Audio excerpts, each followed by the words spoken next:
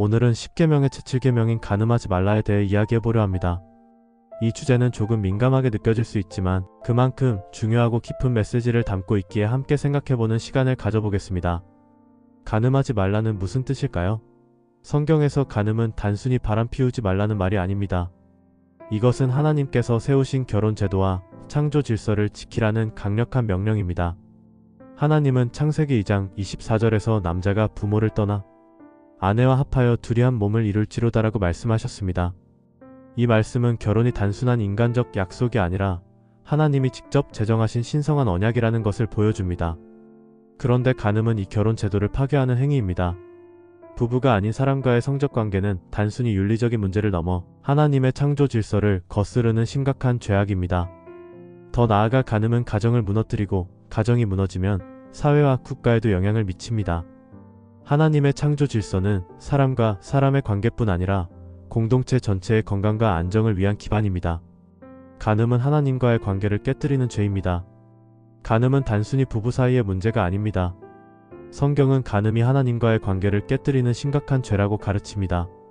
마태복음 1장을 보면 요셉과 마리아의 이야기가 나옵니다.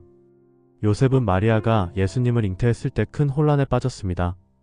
당연히 간음을 의심할 수밖에 없었겠죠. 하지만 천사가 나타나 이 아이는 성령으로 된 것이다 라고 알려줍니다. 이 이야기는 단순히 요셉과 마리아의 오해를 푸는 데서 그치지 않습니다. 하나님께서는 결혼을 통해 예수 그리스도를 이 땅에 보내시는 구속 계획을 이루셨습니다. 이처럼 결혼은 단순한 사랑의 약속이 아니라 하나님의 구속적 은혜가 담긴 신성한 제도입니다. 따라서 간음은 사람 사이의 관계만 깨뜨리는 것이 아니라 하나님의 구속 계획을 무너뜨리는 심각한 죄입니다. 우리는 결혼이 하나님께서 주신 은혜의 선물이라는 것을 잊지 말아야 합니다. 왜 오늘날에도 간음하지 말라는 계명이 중요할까요? 현대 사회에서는 성적인 문제를 가볍게 여기고 혼전 성관계나 동거를 당연하게 여기는 분위기가 강합니다. 드라마와 영화, 심지어 광고에서도 성적 문화를 미화하는 경우가 많죠. 하지만 하나님께서는 결혼한 부부 사이에 성관계만 허락하셨습니다. 그 이유는 성관계가 단순히 육체적 쾌락이 아니라 하나님 나라를 확장하고 믿음의 후손을 이어가는 중요한 도구이기 때문입니다. 창세기 1장 28절에서 하나님은 생육하고 번성하여 땅에 충만하라 라고 말씀하셨습니다. 성관계는 가정을 세우고 믿음의 공동체를 이어가는 거룩한 행위입니다. 그런데 간음은 이 모든 것을 파괴합니다. 간음은 결혼 제도를 무너뜨리고 가정을 파괴하며 나아가 하나님의 구속적 계획을 어지럽히는 행위입니다. 성경은 이를 매우 심각한 죄로 규정하며 하나님께서는 간음한 자를 엄하게 다루셨습니다. 부부의 성관계는 거룩하고 아름다운 선물입니다. 여기서 중요한 점은 부부간의 성관계는 결코 부끄러운 것이 아니라는 겁니다. 오히려 하나님께서 허락하신 거룩하고 아름다운 선물이에요. 하지만 현대사회에서는 이러한 아름다움을 잊고 성적 분란이 마치 자유로운 삶의 일부인 것처럼 여겨지고 있습니다. 성경은 단호합니다. 결혼 밖에서의 성적 행위는 모두 간음으로 간주합니다.